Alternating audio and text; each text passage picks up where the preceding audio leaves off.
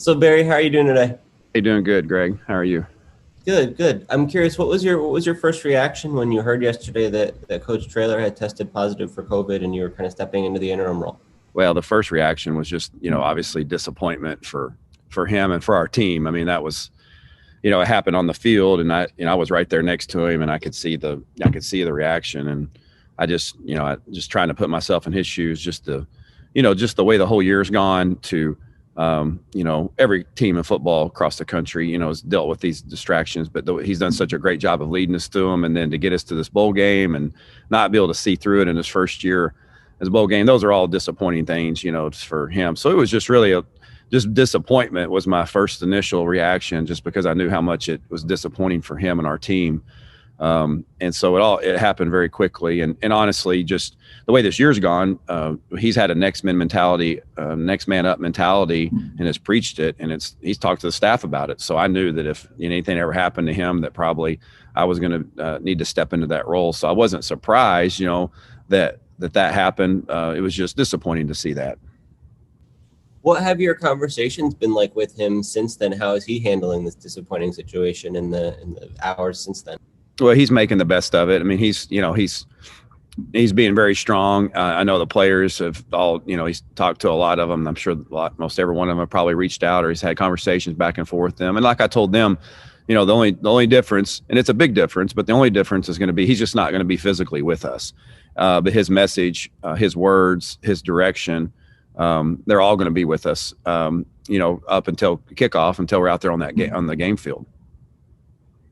Have you seen an impact on the players at all? Has it changed their approach or their mentality at this point, or are they just kind of rolling with it? We got a resilient bunch, and they've been through a lot. And so, yesterday you could certainly see it. I mean, initially that was a pretty big blow to them, and you could see it hurt them as well. And that's when you've got a culture that cares about each other, when you see those types of reactions. And then, it's happened so quickly, but today we bounced back. The brisk weather had us moving around a little bit this morning. And, we just kind of went about our business as normal from the standpoint. Our schedule hasn't changed all year long on Thursdays, what Thursday is, and Friday, what Friday is. And coaches set that schedule from the beginning and hasn't budged on it. So everybody knows what to expect around here. And that's a reflection of him, of, leading us, because everybody knew what to expect today, and everything seemed to go pretty well.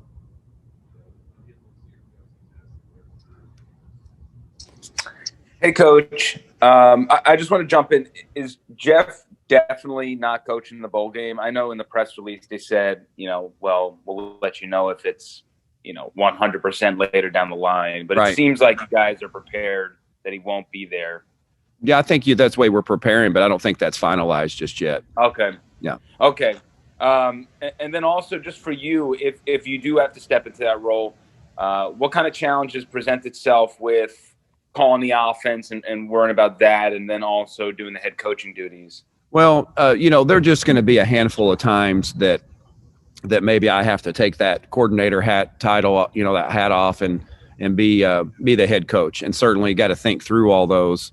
And so, I'm trying to play that out in my mind, talking through it with coach. If this is the route that we end up going, other people that have been through the experience. I went through this last year, but it was different because I was just the head coach. We had coordinators that did their stuff. I was the special teams coordinator up to that point, and then I turned it over to somebody else. So it's a little different to be able to. So it'll create a unique challenge to wear both of those hats. But what you're really talking about is timeout management. You're talking about going forward on fourth down. You're talking about, 2-point conversions, 2 minutes, those types of things, take the ball with the wind, those that I'm going to already talk through with Jeff. And by being with him and working with him for a year and working with him the last 2 years, I think I have a pretty strong understanding of what he expects and what he wants, and when to be aggressive, when not to be aggressive. And so each of those games play itself out. There's no two games that are alike. So you just got to be ready to use the people around you, Coach Lepp, Coach Perry, your support staff, to help you make those decisions. And so certainly in the meantime, trying to think through those things that potentially could come up. And then with this Louisiana defense, when I just look at the black and white statistics, it seems like they're ball hawks with the turnovers, especially interceptions. And I'm just wondering also the challenges that present itself to air the ball out. I know you want to get sincere the ball, so that, I see probably an advantage there. But just how tough is it going to be to make sure that Frank is not falling or not getting you guys in trouble with turnovers? I guess. Sure. Well, I think you're seeing it right. I mean, I think you're looking at the numbers and looking at the video reflects what you're saying. This is a very, very well coached defense. Their secondary does a great job of playing the football and matching routes, and they're just a real well-oiled machine, and they've got good players, and that's a good combination to be successful. But just like you would expect this time of year, if you're playing football, this year's a little bit different because of some of the way the bowls have been slotted. But when you're in a bowl game this time of year with a 7-4 record, and you're playing a team that's got a 9, I believe they're 9-1, they're 9-1 record. You expect to see, when you turn on the film, a really good football team, and that's what you see on both sides of the ball and special teams. But defensively, it's a great challenge for us as an offense, and we must take care of the ball. That's always a concern any game. But then when you take 4 or 5 weeks off and haven't played, we've really stressed ball security and playing with fundamentals like I'm sure they have. But you're seeing it right from what their defense presents itself. And then and this is my last question. I don't know if you've seen it on tape from games that they played. Have they played anybody who has had a dual threat ability like Frank? Is there something where you see a similarity in their opponents? Yeah, you get 10 games to watch, and there's definitely not everybody. There's certain opponents that we've studied more than others because of the similarities that maybe we have with them, and maybe how we would be seen by Lafayette. That's always or Louisiana, excuse me. That's always the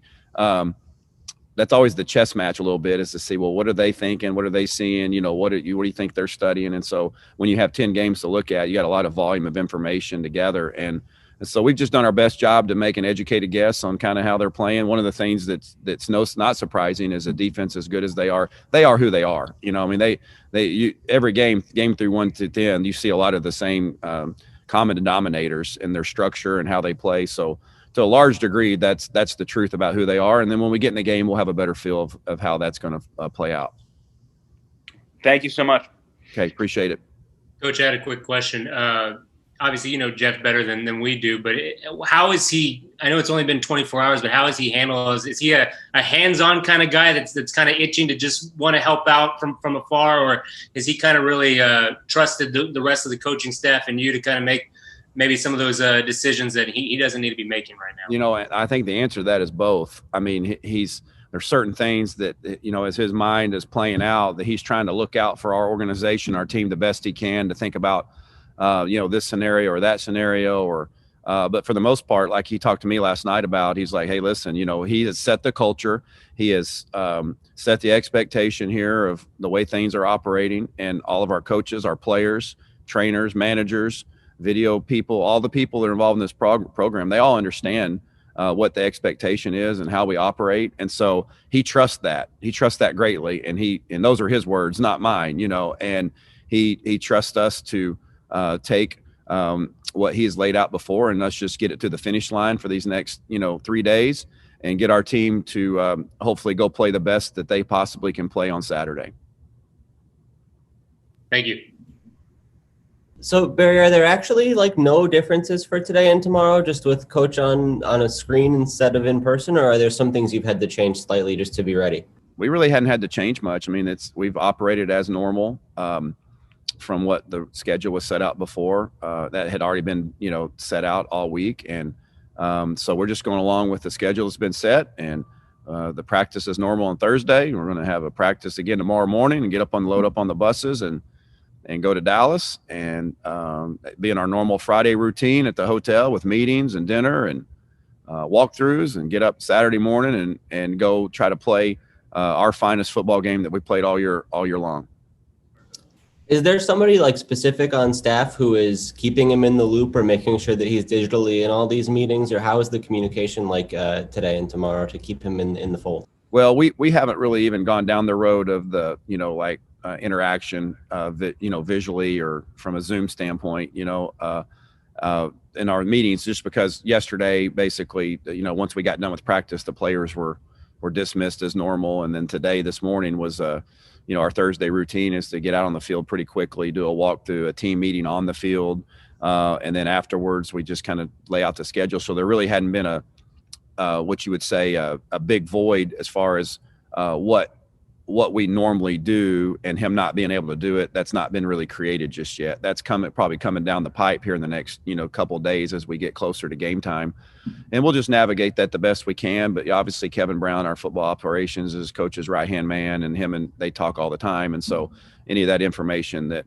needs to get changed or, set up, certainly will come through those channels. Is Jeff able to have any kind of involvement on game day, like a line of communication to you guys, or what input is he going to have, while the game's going on, and even like an hour or two before kickoff? Well, I think probably most of that communication will happen right up until kickoff, and then once the game gets started, I don't know. I think I would anticipate that information and communication being limited just naturally. And so we haven't actually even gotten through that part of the game. Or that far. We're just trying to take it one hour at a time, one schedule at a time, and in the meantime, try to enjoy some Christmas celebration with our football family and our real families. What's his typical involvement in offensive play calling? Is that a role that's going to be a little bit different for you just without his input there, or how will that be impacted? His philosophy and from his coaching as the head coach is, that he is the head coach, and he gives great advice and guidance during the course of the game. But most of that information comes from, he sees the part of the game that maybe we don't see. Hey, man, they're getting tired. I'm not paying attention to as much. I'm trying to get the next play call in. Like, hey, Barry, they're getting tired. They're really set up for a shot here. More importantly than any of that, it's like, hey, you guys.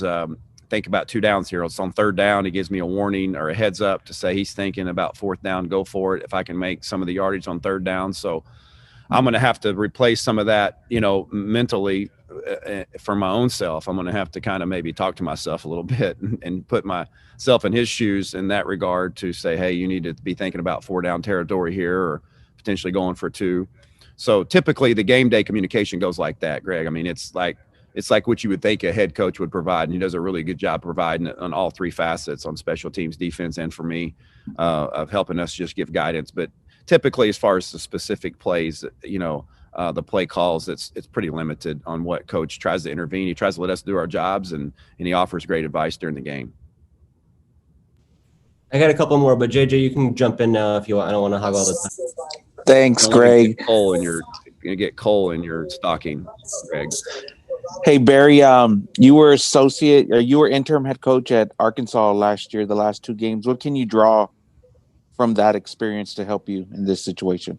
Well, I think a little bit. The situation obviously is really, really different in a lot of ways, just because, obviously Jeff is our head coach and it's first year, and man, things are going great. And, and so I'm just going to be an extension of him. I'm just trying to do the best I can to,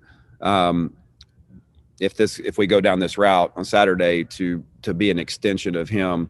But ultimately Coach Lepp and the defensive coaches and Coach Perry and special teams and myself, we all have our jobs to do, and we know what that job is. And so we're just going to go about trying to do that the best we can. But I will say that from a comfort level, having gone through that last year, even though it was different and I was the acting head coach, just the game experience, I know what to expect a little bit more. Now, I didn't do it when I was calling plays, and so it adds another element to it. But I think that experience last year, no doubt, is giving me confidence and being comfortable about what faces me on Saturday potentially.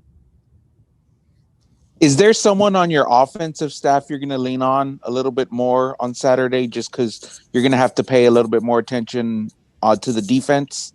No, I'm not going to have to do that. That's not going to be my role. My concern is the offense. And then, in between adjustments and, series adjustments, I'm going to do that as normal and let the defensive coaches handle their business. And because, like I said, coach has just laid out the vision so clear. So I'm not moving into the head coaching role here, so to speak. You know what I'm saying? Like, I'm going to keep my coordinator hat on. And then when I need to put the head coaching hat on, I'll do it for those moments. And so, we've got a communication system, I think, that's established that will continue to allow us to be healthy in the way we operate.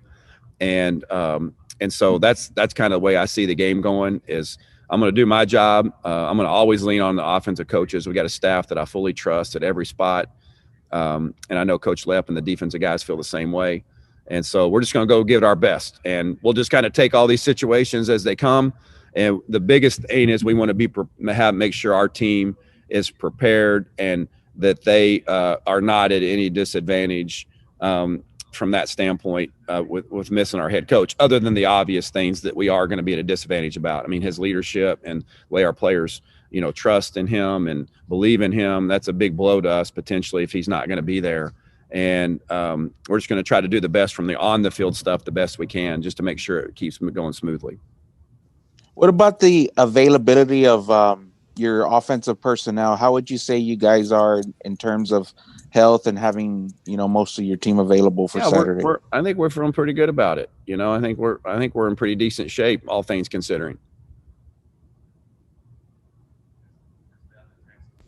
Barry, Jeff was saying on the radio that during your time as the interim at Arkansas, you coached through a mumps outbreak there. What was that situation like? What can you tell us about that?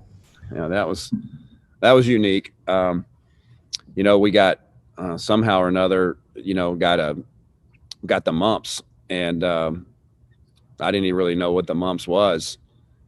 And I know it's not something that you want, but we got it, and it was kind of a similar situation, and the fact that we had guys kind of getting quarantined, and we had guys getting pulled off the bus when we were leaving to LSU, like 2 starters the day before the game because they started showing symptoms. And then the next week we played Missouri, and I believe we had upwards of 6 or 8 guys that were out for the game and important players. And that was really a sneak peek into what was to come for this season for me and for Jeff and the guys that were at Arkansas with us. That it was kind of became the new norm. On Friday, it was like, well, this guy can't get on the bus and he can't, you're going to be without this guy. And it was like, man. And so when this first thing popped up, when COVID started becoming a harsh reality for our country and obviously our sport, Coach and I had talked about, hadn't gone through that and kind of, learning kind of the hard way what to expect from, the last minute guys getting pulled and, being contact traced and being not allowed to play in the game because of symptoms. And so it's kind of hard to believe that I see this is my 3rd game. Potentially, if Coach isn't going to be available for Saturday, this would be my 3rd game as the interim head coach. And I had 2 mumps and a coronavirus. So I'm not sure what that says, but that's unique. Needless to say. Yeah, I think it says you're ready for anything. So I don't know about anything. I don't want to say that, but I'm ready for most things. I think, at least from a medical standpoint. Yeah. And as you guys go through all these challenges this week, why is it important for the coaches, the program, the players to follow through and play this bowl game and to make sure that it can happen even if you guys are going to be a little bit shorthanded? Why is that a priority for you guys? Well, that's one thing that Coach has been adamant about from the beginning. He's told our team from Jump Street about this game. Hey guys, we're going to play this game. I mean, as long as we have enough guys to go play, coaches included, we're going to go play. And he told them that yesterday. He said, I've been telling you guys we're going to go play, and just because I'm out, our stance is we're going to go play. So I think one, I think it's a reward, for the guys in the season that we've gone through to be able to go and experience this game against a really quality opponent on national TV. That in itself is a great opportunity. So he wanted to see that through for all the guys because everybody on this team that's paid that price and sacrifice, they deserve an opportunity to go do this. And I think it's a symbolic representation of just our resiliency and kind of how college football, a lot of these schools and these universities have been very resilient during the course of the year.